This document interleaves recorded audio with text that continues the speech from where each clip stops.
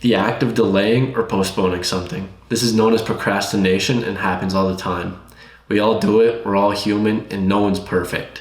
If college has taught me anything, it's that I'm gonna procrastinate that final big project and do it all on the last day that it's due, get it all done, and usually get a good grade. We get projects days, weeks, months in advance from when they're due, and we choose to put them off until the last minute until that deadline is fast approaching.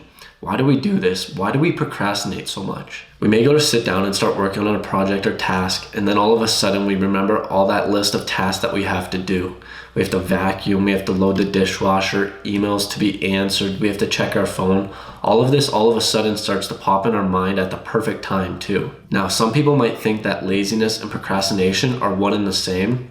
There can be some overlap where some procrastination can be lazy, but at the same time, there can be some procrastination that can be good productive work. For example, if you have a project due, you could either go and watch TV, go on your phone, or take a nap, and this could be classified as lazy procrastination. On the other hand, instead of working on your project, you could go and clean the house, wash your car, work on a different project or task that you know needs to get done, work on building relationships, where this stuff could be classified as productive procrastination. This brings me to the 4 quadrants of procrastination that we can fall under. Quadrants 1 and 2 are the quadrants that we want to fall under, but on the other hand, quadrants 3 and 4 are the ones that we usually end up hanging out in. Quadrant 4 is not urgent and not important tasks that we need to do. What lies here is usually busy work, time wasters, some phone calls and messages, some mail, and the like. This is where we usually end up hanging out when we do procrastinate. Quadrant 3 is not important but urgent tasks. Examples could be interruptions such as phone calls, some mail,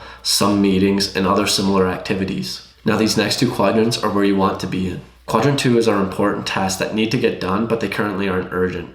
What can fall under here is the project that's due in a month, planning, relationship building, and other similar areas will fall under here. Lastly, quadrant 1 is our urgent and important tasks that we need to get done.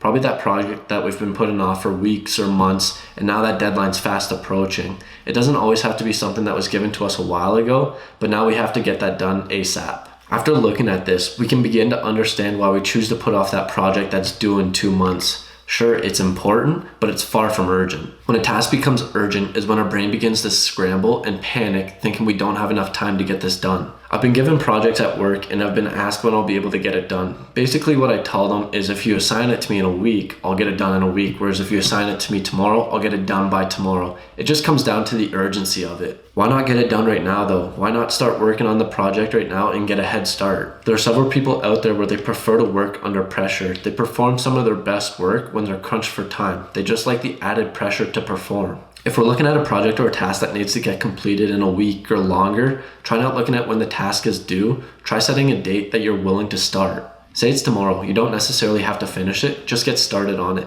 Take that first action step of starting and get the ball rolling.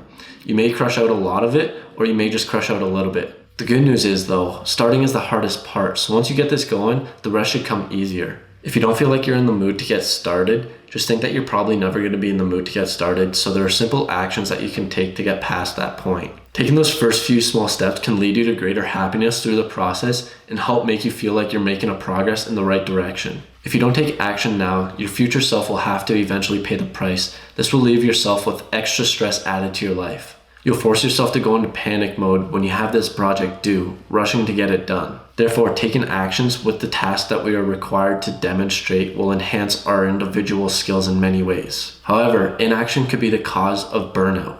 We may end up beating ourselves up for being lazy or not taking action when in actuality, we're tired. We've been working so hard with no breaks, just constantly going when a break or a walk could be the perfect remedy to get us back on track. Additionally, this could be something personal that you're working towards or on. It could be a business that you started or a YouTube channel that you're trying to grow where you fall victim to the shiny object syndrome. You have all these great ideas that you end up starting, but you never stick through with them long enough to see the payoff. Expecting the results to happen overnight or within a few weeks or a few months, you aren't able to stick with it. Examples could be giving up on your business or your YouTube channel too soon. Additionally, you may also get extremely excited about this genius idea that you just got and end up going too hard out the gates and end up burning out. You need to realize that this is a long-term game and you need to pace yourself. You'll need to focus on the main goal and the long-term vision. Focus on why you need to get this done and what this will accomplish for you in getting this task done. If you procrastinate about something, don't beat yourself up about it.